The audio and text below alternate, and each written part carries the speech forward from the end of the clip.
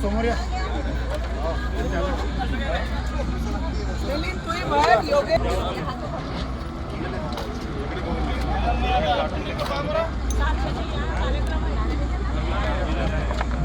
पानी पानी मत भर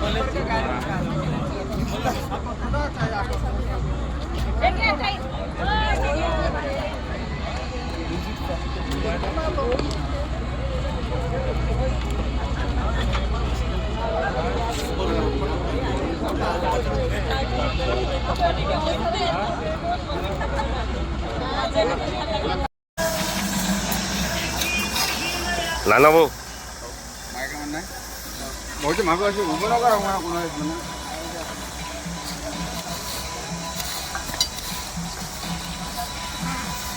अरे पवन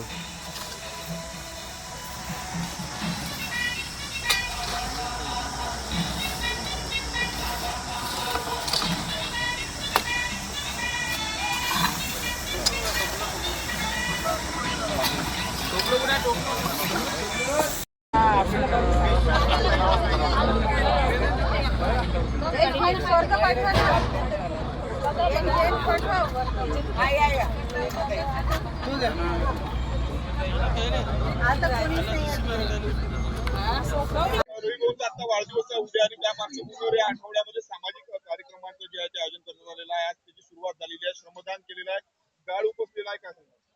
मी आपल्याला एवढंच सांगू शकते की ज्या पद्धतीने छत्री तलावला 2 वर्ष अगोदरी सुद्धा आपण असंच गाळ काढण्याचं प्रकरण केला होता. आपण पूर्ण नियोजन करून पूर्ण गाळ काढण्यात आलं होतं, कारण की जे उन्हाचा पिरियड आहे त्या उन्हाच्या पिरियड मध्ये पाणीची कमतरता हे सगळ्यांना भासते.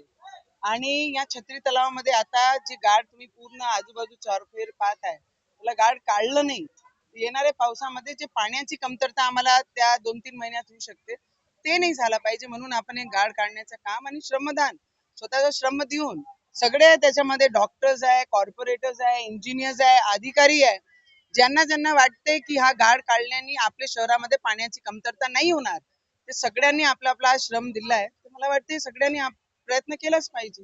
काय आव्हान